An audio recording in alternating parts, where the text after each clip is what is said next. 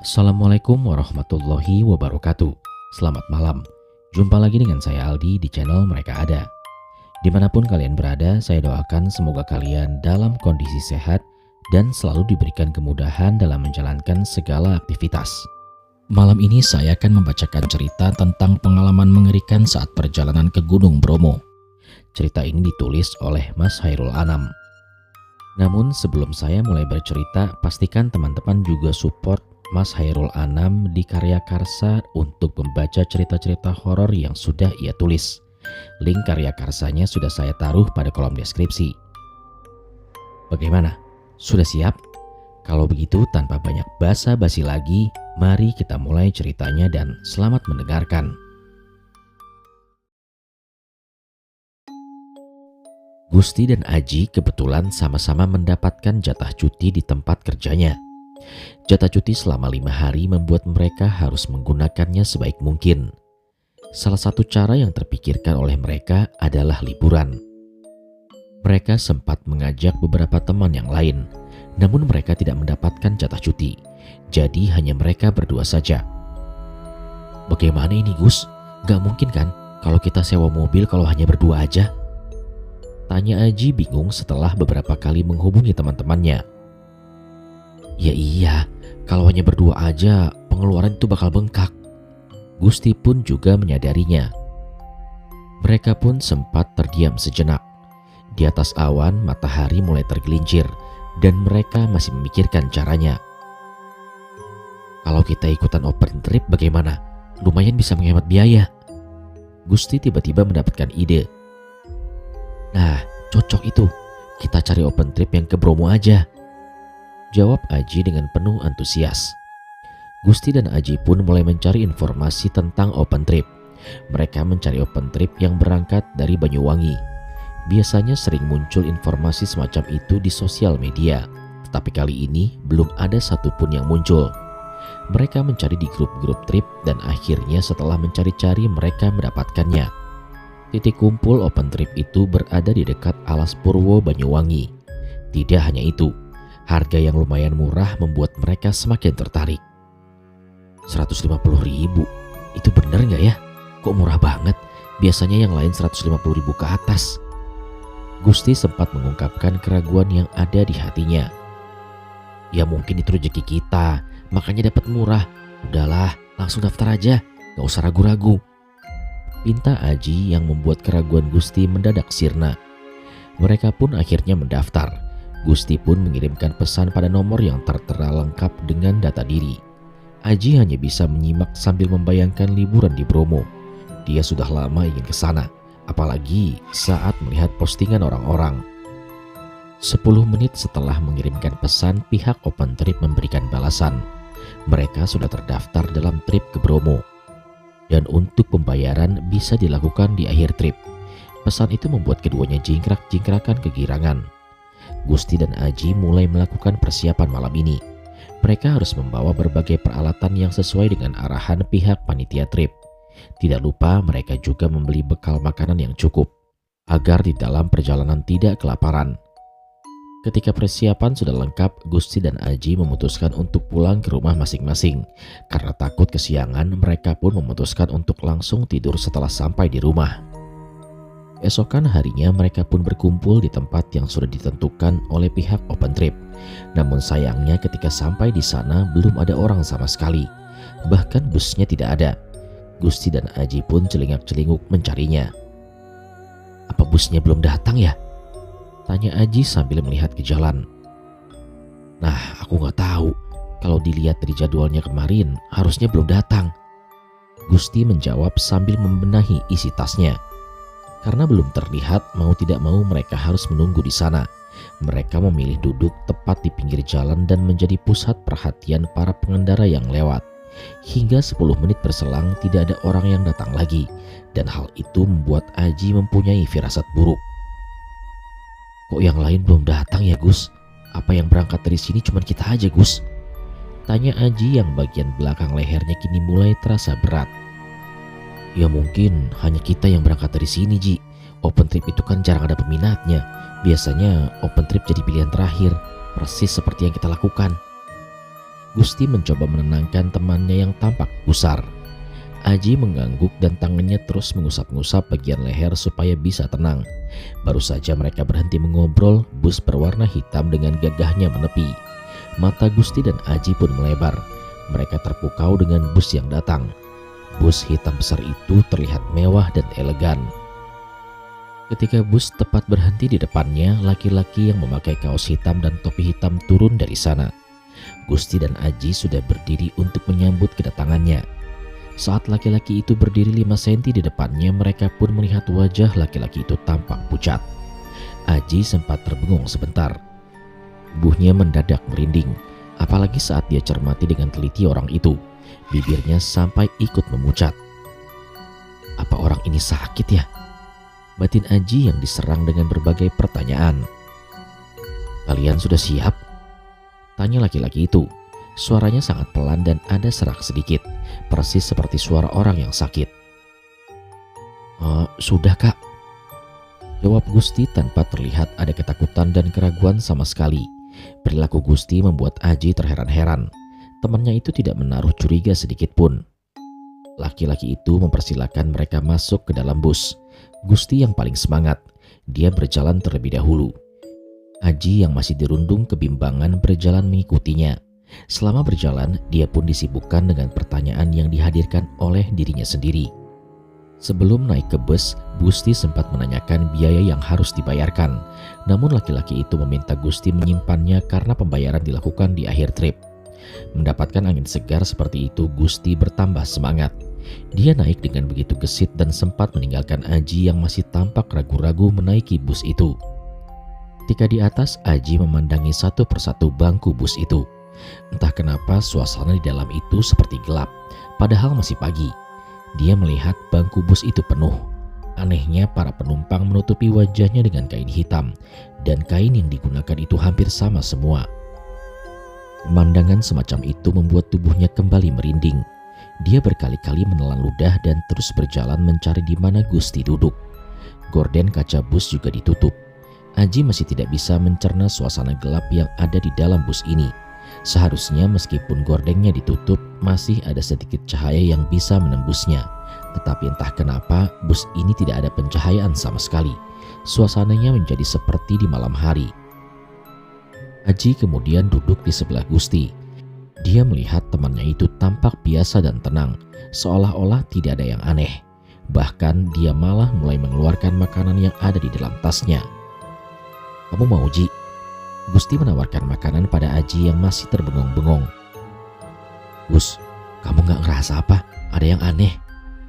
Aji menepis makanan dari temannya itu dan mulai berbicara serius. Aneh apa sih, Ji? Jelas-jelas gak ada apa-apa. Gusti menggerutu. Dia mulai kesal dengan Aji yang sejak tadi tampak khawatir. Padahal dia ingin liburan dan kali ini benar-benar berkesan untuknya. Coba kamu perhatiin, penumpang lain. Semuanya itu pakai penutup kain hitam.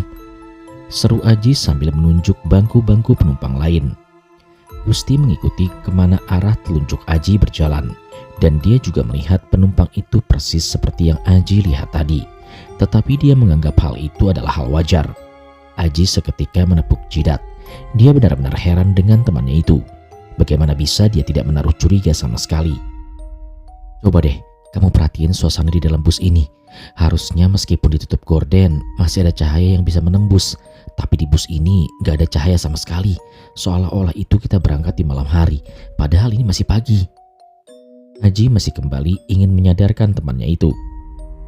Mungkin memang bawaan busnya seperti itu. Ayolah Ji, jangan parno begitu. Kita nikmati aja liburan kali ini. Masa iya kita batalin open trip ini?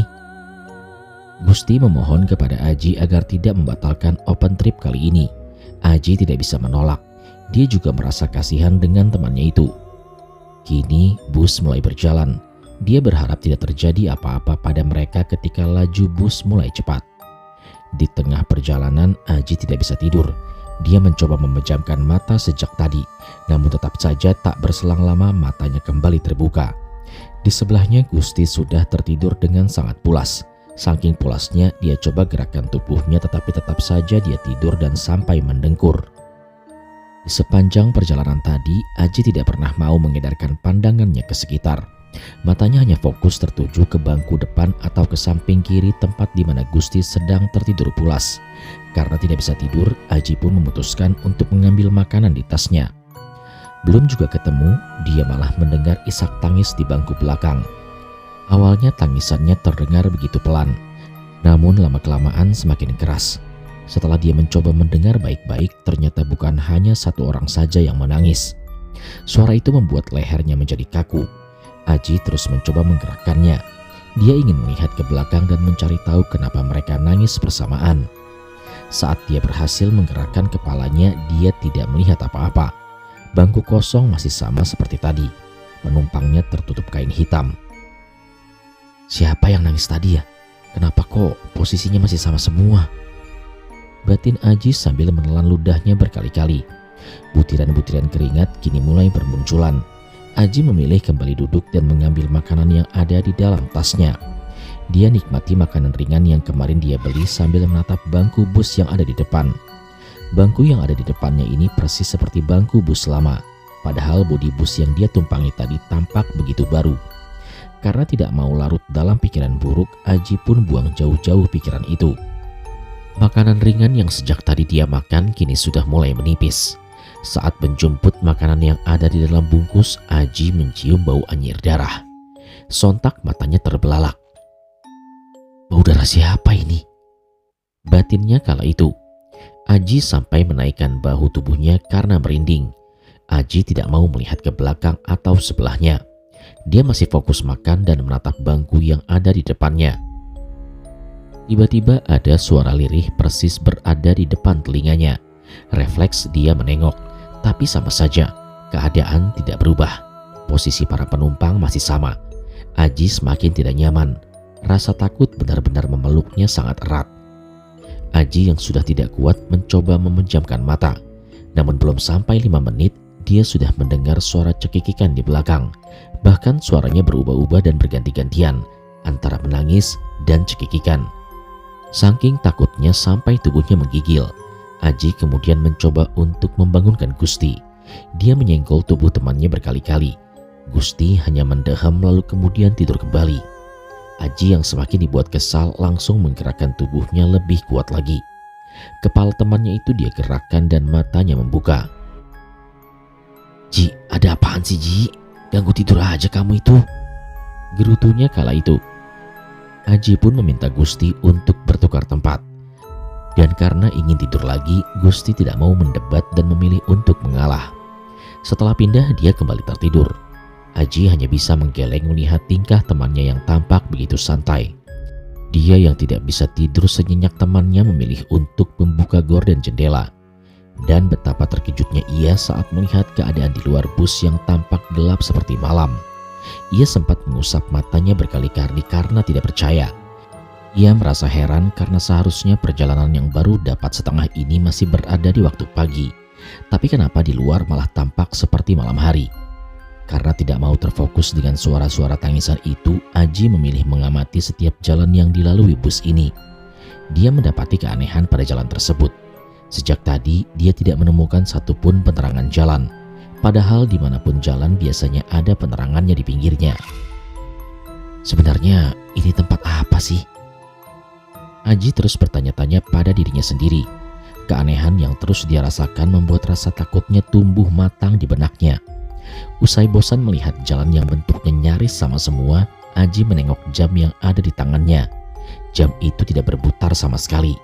Dia sempat panik dan memukul-mukul jam tangannya itu. Namun tetap saja jam tangannya itu tidak hidup.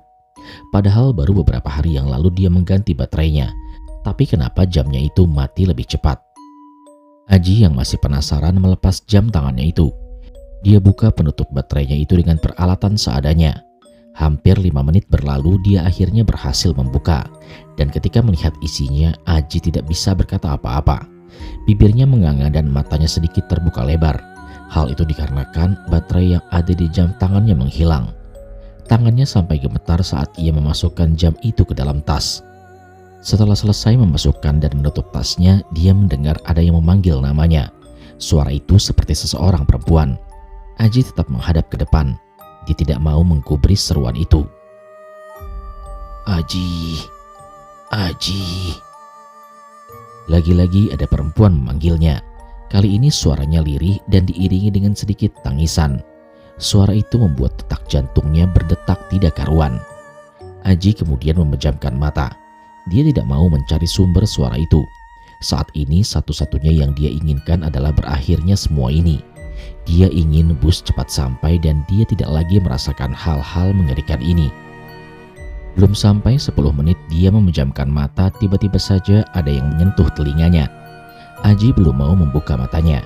Dia pikir Gusti sudah bangun dan mengajaknya bercanda.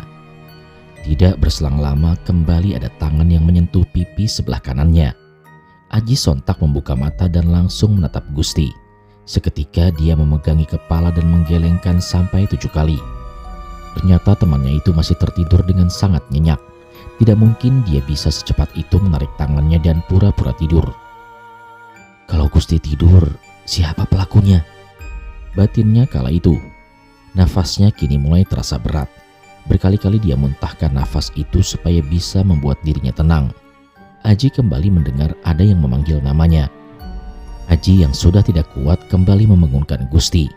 Gusti lagi-lagi menguap dan membuka matanya dengan sangat berat. Aduh Ji, ada apa sih Ji? Tanya Gusti sambil menguap dengan sangat keras. Gus, sebaiknya kita turun dari bus ini aja ya. Sejak kamu tidur tadi, aku hampir setiap saat merasakan keanehan. Aduh Ji, mana bisa. Ini tuh bus pariwisata, bukan bus kota yang bisa berhenti kapan aja dan seenaknya. Gusti kembali menguap usai menjawab permintaan Aji. Aji mendengus kesal. Dia mencoba memikirkan cara supaya dia bisa keluar dari bus ini. Langkah pertama yang dia lakukan adalah mengamati setiap jengkal bus ini. Siapa tahu dengan begitu dia bisa menemukan celah untuk keluar. Dia mulai menjalankan langkah pertamanya. Dia mengamati kaca yang ada di sebelahnya hingga melihat bangku ke belakang. Kedua matanya melihat wajah para penumpang bus itu. Hampir semua wajahnya pucat dan bibirnya membiru persis seperti wajah panitia tadi. Aji sudah kehabisan kata-kata lagi. Bahkan kali ini dia menyerah dan membiarkan rasa takut menggigit tubuhnya sampai habis. Gusti yang sempat tertidur lagi tiba-tiba terbangun. Sambil menguap, dia mengambil makanan yang ada di dalam tas. Apa kamu gak lapar, Ji? Tanya Gusti sambil menyodorkan makanan yang dia pegang. Aji yang masih ketakutan hanya bisa menggelengkan kepala saja. Tidak berselang lama saat Gusti melihat kaca yang ada di sebelah kiri temannya itu, dia tampak terkejut. Kaca itu mengeluarkan darah. Gusti pun refleks berteriak. Gusti, kamu kenapa? Aji sontak ikut melihat ke arah kaca. Ada darah Ji, apa kamu gak lihat? Tanya Gusti sambil memelototi kaca itu. Aji mengecek kembali. Kaca itu tidak ada apa-apa. Gusti pun lebih mendekat dan bahkan sampai memegangi kaca itu. Darah itu pun hilang dalam sekejap. Sumpah, tadi aku ngeliat sendiri Ji. Gusti menggeleng tidak percaya karena darah itu menghilang sekejap. Kamu baru mulai merasakan keanehan di bus ini kan? Kalau aku sejak naik tadi, ujar Aji dengan nada tinggi. Gusti yang semula tampak tenang kini raut wajahnya penuh dengan ketakutan. Dia bertanya jalan keluar pada temannya itu. Aji hanya menggelengkan kepala. Dia pun beranjak dan ingin berjalan ke belakang. Namun ketika membalikkan tubuhnya, ada pocong persis berada di depannya. Wajahnya rusak penuh nanah dan kedua matanya bercucuran darah. Seluruh tubuhnya gemetar melihat pocong itu. Bibirnya terasa kaku dan sulit untuk digerakkan. Dia hanya bisa mengedipkan mata berharap pocong yang ada di depannya menghilang. Aji pun langsung menarik tubuh temannya itu hingga terduduk kembali. Nafas Gusti tersengal-sengal. Tubuhnya masih menggigil. Aji mencoba menenangkannya. Ji, coba lihat Ji, apa pocongnya sudah hilang? Gusti mulai berbicara. Dia bertanya kepada Aji dengan bibir yang masih bergetar sendiri. Iya, sudah. Aji mengangguk. Gusti pun kembali membuat rencana. Kali ini dia akan berjalan ke depan dan meminta sopir bus untuk berhenti secepatnya. Dia ingin segera turun dari bus itu. Setelah sedikit tenang dan nafasnya kembali normal, Gusti sedikit mengangkat tubuhnya untuk memastikan kalau tidak ada penampakan lagi di sana.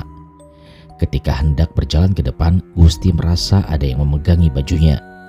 Dia terus berusaha maju tetapi bajunya terasa ditarik lebih kuat. Dia pun sampai marah dan mengira kalau yang menarik bajunya adalah Aji. "Ji, jangan bercanda Ji, kamu ngapain narik bajuku terus?" Gusti bertanya sambil memelototi temannya itu. "Apa-apaan sih? Sejak tadi aja kamu hanya diam dan gak mau bergerak sama sekali. Aku kira kamu takut." Aji mengelak. Dia merasa heran karena sejak tadi temannya itu hanya diam saja dan tidak bergerak sama sekali. "Kamu gak bercanda kan Ji?" tanya Gusti penuh dengan ketakutan. Aji menggeleng sambil menggigit bibirnya. Gusti terlihat kesusahan menelan ludah. Dia melihat ke belakang dan ternyata ada tangan penuh darah sedang memegangi bajunya. Gusti teriak-teriak tidak karuan. Namun tangan itu hilang dalam sekejap. Gusti hanya bisa memegangi kepala. Ini untuk kedua kalinya dia melihat penampakan. Dan tidak berselang lama mereka mendengar suara orang menangis dan minta tolong. "Gusti, tolong kami Gusti." Suara itu terdengar sangat mencekik. Gusti menengok ke arah sumber suara, namun hanya penumpang yang menutup kepalanya saja yang terlihat. Kemudian giliran Aji yang dipanggil. "Sebenarnya kalian siapa?" Aji yang sudah tidak tahan pun berteriak.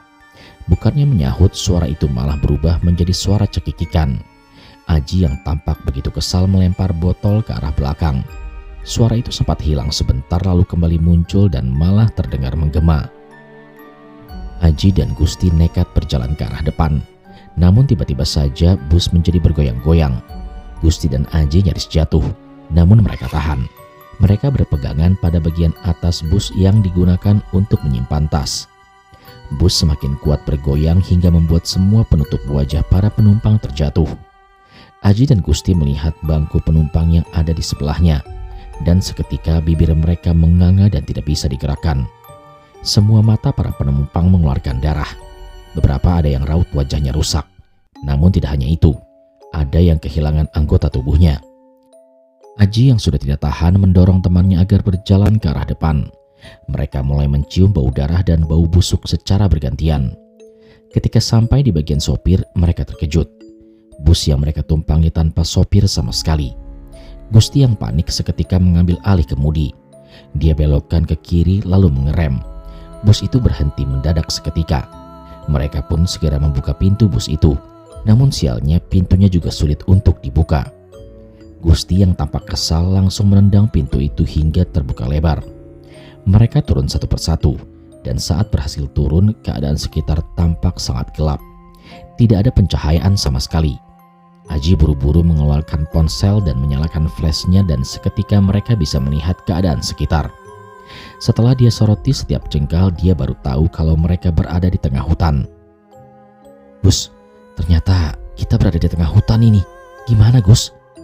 tanya Aji yang seluruh tubuhnya mulai berkeringat. "Pikiranku udah buntu Ji. Keadaan di dalam bus membuat tenagaku benar-benar terkuras. Aku sampai gak bisa berpikir apa-apa lagi Ji." Gusti menjawab sambil menghela nafas yang lumayan panjang. "Terus kita bagaimana ini?" tanya Aji yang benar-benar kebingungan. Gusti mengajak Aji untuk terus berjalan. Siapa tahu mereka akan menemukan jalan raya sehingga bisa mencari arah pulang. Aji terus berjalan ke depan sambil mengedarkan cahaya flash dari ponselnya. Mereka berjalan di antara pepohonan besar. Jalan yang mereka lalui hanya setapak dan cukup untuk satu orang saja. Mereka terus berjalan dengan hanya mengandalkan cahaya dari flash handphone saja. "Dari tadi kita jalan tapi belum ada tanda-tanda kalau ada jalan raya Gus." "Mungkin di depan ada Ji, kita jangan nyerah dulu ya," jawab Gusti yang nafasnya terdengar kian berat. Rasa lelah mulai menghampiri mereka. Ketika berjalan lumayan jauh, Aji melihat ada rumah-rumah yang terbuat dari kayu. Melihat itu dia langsung berpikir kalau ada perkampungan di sana. Ia pun merasa sedikit lega. Ia memberitahu Gusti soal rumah-rumah yang dia lihat. Temannya itu pun langsung mempercepat langkah dan menarik tangannya supaya segera sampai di sana. Ketika berada di jalan setapak yang kanan kirinya dipenuhi rumah-rumah, mereka malah terbengong. Rumah itu semuanya terbuat dari anyaman bambu, persis seperti rumah zaman dahulu. Mereka tidak menyangka, di tahun yang sudah lumayan maju ini masih ada perkampungan yang rumahnya seperti itu. Tidak hanya itu, penerangan kampung yang baru mereka singgahi pertama kali ini hanya terlihat di dekat perempatan saja, dan yang lainnya hanya gelap. Aji menyoroti setiap rumah berharap ada orang yang masih bangun dan duduk di luar, namun tidak ada siapa-siapa. Bahkan mereka juga tidak mendengar ada suara serangga atau hewan malam lainnya. Aneh banget Gus, sejak tadi aku soroti rumah yang ada di sebelah kita, nggak ada orang sama sekali. Apa kampung ini mati ya? Tanya Aji yang kembali mulai berpikiran buruk. Kita datangi aja salah satu rumah yang kelihatannya lebih bagus. Siapa tahu mereka mau membantu kita. Gusti memberikan usul yang tentu saja langsung Aji terima. Aji mulai berjalan lagi mencari rumah yang terlihat lebih bagus daripada yang lain. Dia terus berjalan menelusuri jalan setapak itu. Di belakangnya Gusti membuntutinya. Karena suasana sekitar gelap, dia hanya memegang baju Aji dan mengikuti kemana temannya itu berjalan. Langkah Aji berhenti tepat di sebuah rumah yang ada halamannya lebih luas dari rumah yang lain. Dia sempat bertukar pendapat dengan Gusti lalu akhirnya memutuskan untuk memasuki halaman tersebut. Mereka berjalan menuju pintu yang sudah tampak reot. Rumah yang terbuat dari anyaman bambu tersebut semakin jelas. Yang semakin membuat mereka heran adalah tidak adanya jendela. Jadi rumah itu hanya ada satu pintu saja. Aji kemudian mengetuk pintu dengan sangat pelan. Pandangannya terus menjelajahi setiap jengkal rumah itu. Ketukan pertama tadi tidak mendapatkan jawaban. Aji kemudian berbalik menatap Gusti. Dia meminta pertimbangan. Namun tiba-tiba saja ada tangan yang berlimpah darah berjalan di pundak Aji. Gusti yang melihat itu sontak berteriak dan berlari. Aji terkejut lalu dia menatap ke belakang. Ternyata ada sosok perempuan yang mata dan wajahnya dipenuhi dengan darah. Ia sempat gemetar lalu berusaha sekuat mungkin untuk berlari dari sana. Mereka berlarian tidak tentu arah. Nafasnya memburu dan detak jantungnya berdetak tidak beraturan. Setelah merasa cukup lama berlari, mereka berhenti. Aji menyalakan flash ponselnya untuk mengamati sekitar. Ternyata mereka masih di halaman rumah yang tadi. Gus, dari tadi kita hanya mutari halaman rumah ini aja Gus, kata Aji sambil ngos-ngosan. Gusti yang masih sedikit menunduk karena sedang mengatur nafas hanya bisa melambaikan tangan saja. Aji mulai menyoroti setiap jengkal halaman itu. Tetapi anehnya tidak ada jalan keluar. Aji masih belum percaya. Dia coba ingat-ingat lagi jalan yang tadi mereka gunakan untuk masuk ke sini. Seingatnya jalan itu selurus dengan pintu rumah. Namun setelah dia rundut dari pintu rumah tetap saja jalan itu tidak ada. Malah hanya ada gundukan tanah yang di atasnya ada pohon pisang. Gus, alamat sudah. Kita bakalan di sini selamanya. Aji berkata dengan gemetar. Maksudmu apa Ji? Tanya Gusti yang mulai mengangkat tubuhnya. Lihat, jalan yang kita gunakan tadi untuk masuk ke sini sekarang tertutup gundukan tanah. Ucap Aji sambil menyoroti gundukan yang lumayan tinggi itu. Gusti langsung menyambar ponsel Aji untuk memastikan sendiri. Dan ternyata benar. Halaman ini dikelilingi oleh gundukan tanah. Gusti dan Aji terduduk pasrah. Mereka tidak tahu harus mencari jalan keluar mana lagi. Kini yang bisa ia lakukan hanya merapalkan doa saja. Belum selesai mereka berdoa, tiba-tiba saja di depan mereka ada kepulan asap yang besar. Asap itu kian membesar hingga membuat mereka terbatuk-batuk. Ji, lari Ji.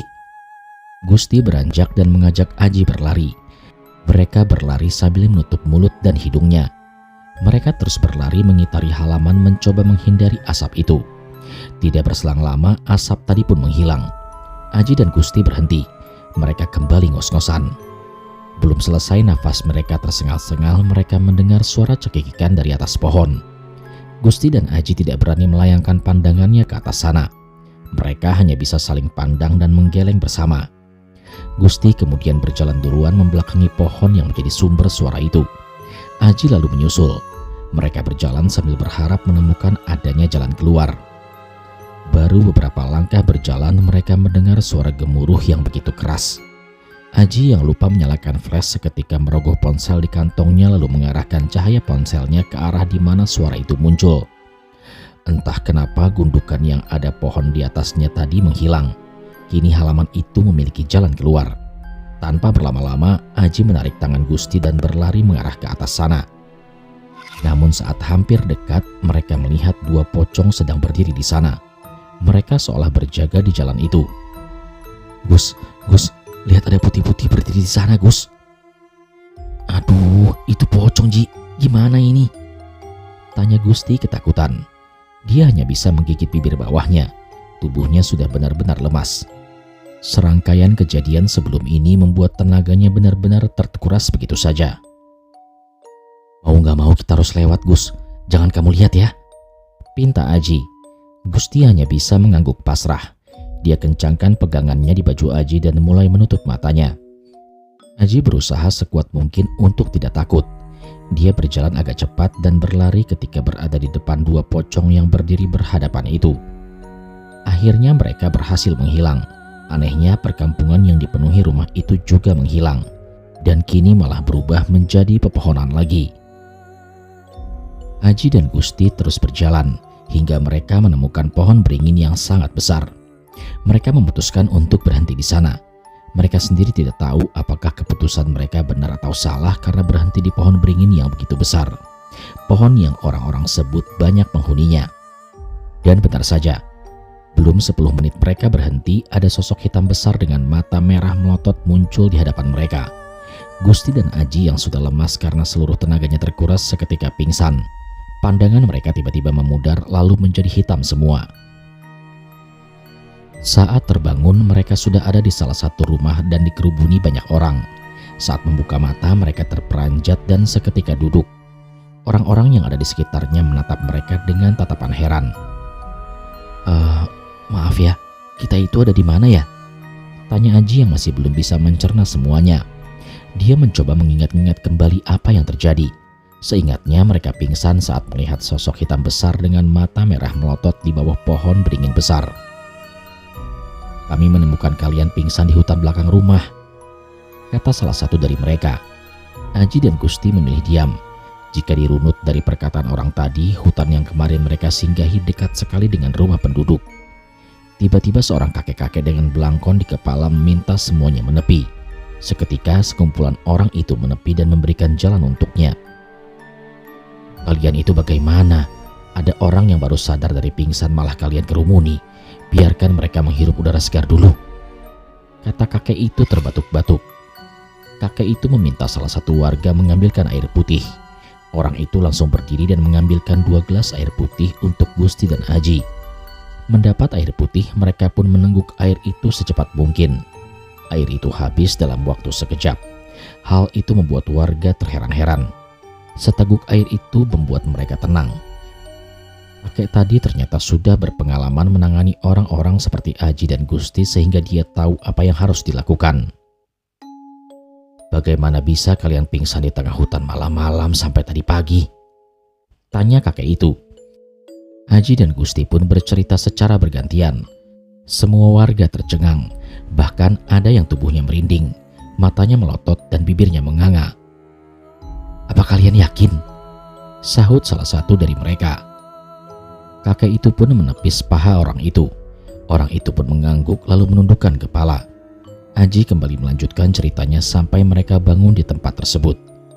Kakek-kakek tadi hanya mangut-mangut. Salah satu mereka bertanya kepada kakek-kakek itu soal apa yang sebenarnya terjadi. Kakek itu pun menjelaskan kalau Aji dan Gusti menaiki bus gaib. Bus itu adalah salah satu bus yang mengalami kecelakaan di hutan belakang. Hampir semua penumpangnya meninggal. Hanya sopir yang selamat karena melompat keluar. Setelah dilakukan pemeriksaan oleh polisi, ternyata bus itu membawa orang yang ingin berwisata. Aji dan Gusti pun mulai mengerti. Pantas saja semua penumpangnya matanya dipenuhi dengan darah, dan bahkan ada suara minta tolong juga. Bus itu akan muncul di waktu-waktu tertentu, mungkin 1 hari sebelum atau sesudah kecelakaan. Kakek yang memakai belangkon tadi menambahkan. Usai mendapatkan perawatan dan sambutan yang sangat ramah, Aji dan Gusti memutuskan untuk pulang. Ternyata jarak kampung itu dengan rumahnya lumayan jauh. Karena takut naik bus lagi, ada salah satu warga yang sukarela untuk mengantarkan mereka. Mereka sampai di rumah tepat pukul 10 pagi. Baru saja keduanya menginjakkan kaki ke rumah masing-masing, sontak membuat semua warga geger. Beberapa warga langsung menarik kedua orang itu lalu mengumpulkannya ke balai perkampungan di desa. Aji dan Gusti tampak kebingungan. Mereka bertanya-tanya alasan orang-orang atau tetangganya membawa mereka ke balai pertemuan. Ini sebenarnya ada apa sih? Tanya Gusti. Sudah 2 hari kalian menghilang, kalian kemana aja? Tanya Pak RT. Aji dan Gusti kembali dibuat terbengong. 2 hari? Mereka merasa heran karena hanya melakukan perjalanan selama semalam saja.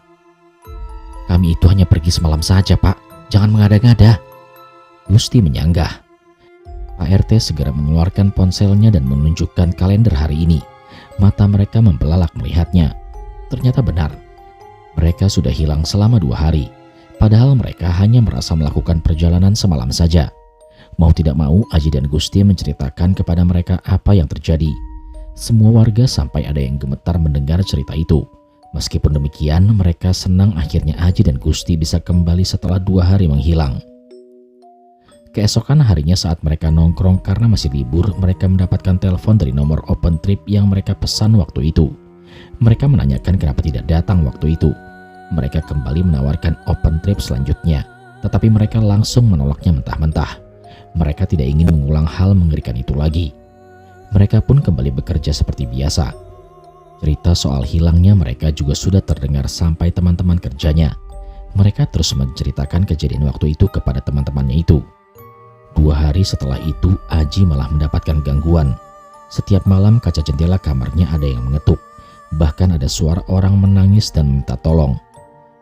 Aji pun menelpon Gusti untuk minta bertemu. Kamu juga diganggu gak, Gus? Tanya Aji dengan raut wajah yang panik. Iya Ji, aku juga diganggu beberapa hari ini. Gusti sedikit menggerutu. Aji dan Gusti berniat mendatangi kakek-kakek yang menggunakan belangkon kemarin dengan mengendarai motor. Karena kesibukan kerjanya, mereka sulit untuk mengatur jadwal. Pas setelah libur, mereka bisa pergi ke tempat itu lagi. Akhirnya setelah hampir 2 jam lebih, mereka sampai di sana. Mereka menemui salah satu warga yang masih ingat dengannya. Setelah ditunjukkan rumahnya, mereka segera mendatanginya. Kenapa datang ke sini lagi? Kakek itu sedikit terkejut dengan kedatangannya. Begini kek, 2 hari ini kami diteror. Setiap malam kaca jendela kamar ada yang mengetuk, bahkan sampai menggedor. Selain itu, ada suara orang menangis minta tolong. Apa kakek bisa membantu kami? Tanya Aji sambil memohon. Kakek itu mengangguk, lalu mengajak masuk ke rumahnya. Rumah kakek itu tampak mistis. Dinding-dinding rumahnya dipenuhi dengan berbagai kepala hewan yang sudah diawetkan. Di tengah-tengah antara kepala itu dipasangi belangkon beraneka ragam. Tidak berselang lama dia membawa sepotong kain kafan. Mereka hanya bisa melihat kain itu dibawa berjalan mengarah kepadanya. Kakek-kakek itu pun memberikan potongan kain kafan itu kepada mereka. Kalian sobek baju yang kalian pakai kemarin sepotong, lalu kalian bungkus dengan kain kafan ini. Setelah itu kalian kubur terserah ada di mana. Dan sisa baju yang kalian potong harus kalian bakar. Kakek itu memberikan cara supaya mereka tidak diganggu lagi. Mereka pun mengangguk mengerti. Setelah mendapatkan caranya, mereka pun kembali pulang. Setibanya di rumah, mereka segera melakukan apa yang kakek itu katakan. Mereka memotong kain baju itu lalu menguburkannya. Sisa potongan bajunya mereka bakar. Dan alhamdulillah malamnya mereka tidak diganggu lagi. Tidak ada ketukan kaca atau suara orang menangis lagi.